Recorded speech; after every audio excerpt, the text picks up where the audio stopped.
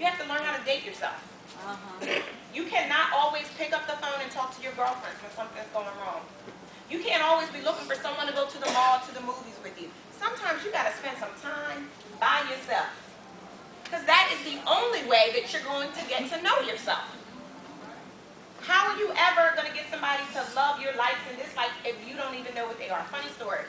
I had a friend, her sole purpose on this life, oh, sole purpose, you like that? Her sole purpose on this earth was to get married. That was everything she said out of her mouth. We could be sitting around talking about Rhonda's shoes. And she was like, you know, if I had a husband, I would wear some shoes that look like that.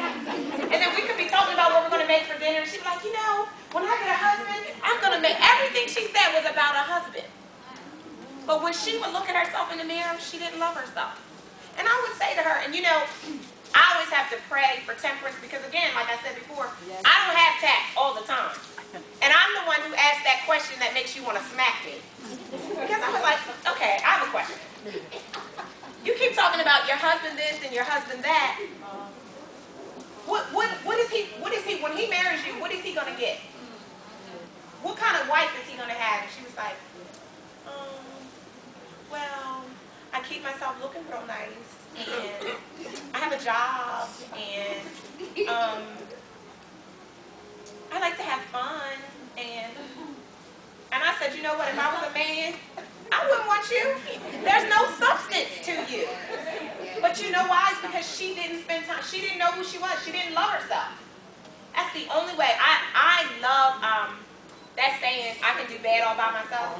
Now, I'm not doing bad. Please don't mistake me, right? But we can do bad all by ourselves, and we don't need anyone to bring us down.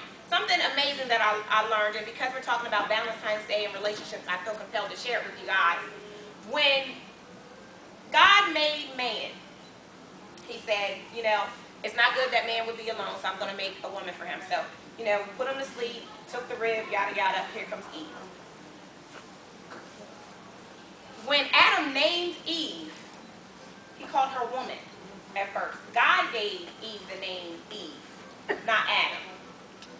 So every single time as they were going throughout their interactions in the garden and, you know, when the serpent came and did his thing or whatever, Adam had never given, he took woman in her position of who she was, but he never gave her an identity. And even when God came to Adam and was like, look, you ate of the tree, what's up with that? He was like, woman made me do it. He still was calling her by her position and not her identity.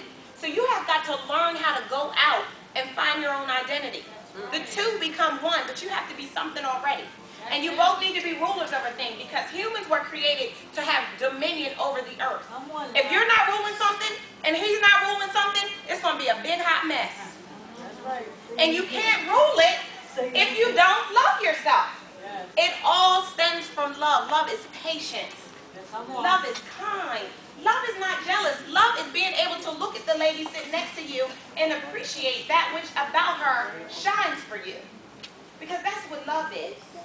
Love does not get angry. Love means no harm.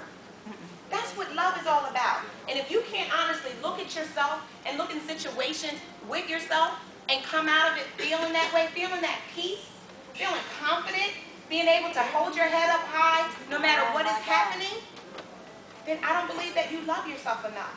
So as you're in this state, again, especially for us single ladies, he will come, but he won't come. God will not present him until you are complete. Because again, the two individual ones come together. There is no he completes me and she. You got to be complete all by yourself. You got to love yourself before you can ever get somebody who can complete you. Now you can get somebody down because men are like buses. And you can catch one every 15 minutes. But he will probably be somebody you're trying to let off at the next stop. Because he's not going to be worth it, right?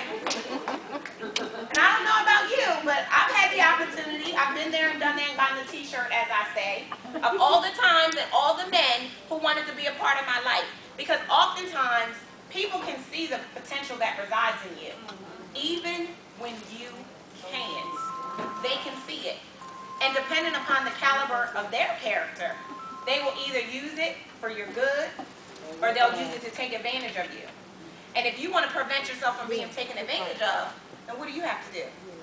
You have to get to love. You have to learn how to love yourself. You have to put yourself in a position to say, I simply love her. What I encourage each and every one of you to do, especially again, Valentine's Day being a week away, write yourself a love letter. Write it down. I want you to go home and I want you to spend some time with yourself. And I want you to write yourself a love letter. And in this letter, I want you to talk about all the things that you love about yourself. I want you to talk about the promise that resides in your bosom. I want you to talk about the potential for dreams realized in your life. I want you to talk about the purpose that is in your heart for what it is that you are to accomplish in your life. And then I want you to mail that letter to yourself when you're ready. And for some of you, this is not something that you'll be able to do as soon as you leave here. Some of you, it might take you 6 months. It might take you 6 years. But be honest with yourself and write that letter. I did it 4 years ago. And it was so funny because I wrote the letter, I put a stamp on it, and I gave it to a friend. And I said, listen, in a year I need you to mail this. And I got the letter in the mail. If you ever said anything with your handwriting on, what's in your handwriting? You forget. And I opened the letter up and I read it to myself. And my letter was filled with things that I wanted to happen because I didn't feel that way when I wrote it. I wasn't loving myself. I was still dealing with doubt, and I was still dealing with the fact that I had been abandoned as a child. I was dealing with the fact that I had been sexually abused as a child. And I didn't love me, and I didn't understand what my inherent value was in this earth. I believe that this world would have been better had I not been in it. That's where I was at the point in time when I had this exercise. And I saw a therapist for years. I was completely sane, and I don't think there's anything wrong with seeing a therapist. Because sometimes you need that objective third party that is not going to judge you, but they're just going to listen. But I had a lot of stuff going on in my head from the things that happened to me. Like I said, in order to find my praise, I had to go back and deal with my past. There was a lot of stuff in that little box of issues and family secrets that I had to deal with. And one of the assignments that my therapist gave me was to write myself a letter. And she said, I want you to do it. And I was like, I can't write myself a letter. I don't even like looking at myself in the mirror. That's where I was. 6 years ago, that's where I was. But I did it begrudgingly. I wrote this letter to myself, and it was filled with everything that I wanted. And everything happens on purpose, because even when I told a friend to mail it in a year, I had no idea where I would be. And in that year's time, I had transformed. I had realized who I was. I had found who Darnyelle really was, and not the Darnyelle that other people defined me to be, but who I truly was, because I got to know the lover of my soul. The maker of a thing defines the purpose of a thing. And I found my purpose because I consulted my maker. And he was able to put me on the path to determine who I would be, which would equip me today to stand before you and to talk to you about self-love, self-worth, and self-confidence. And so I put this letter together. I wrote it, having no idea what kind of impact it would have on me when I actually read it. So here we are. I'm opening the letter, and I'm like, what can I mail this to myself? So anyway, I'm opening up, and I started reading it, and it's like, you are beautiful. You walk uprightly. Your head is not held down. You are self-confident. You are self-reliant, but you don't believe it's all about you. You have a heart to serve other people. You have a desire and a determination to help other people realize their potential.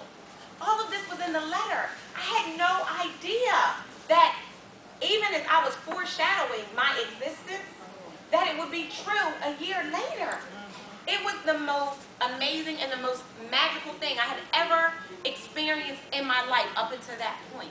I couldn't believe it, and I cried. And for the first time in my life, they were happy tears. It wasn't about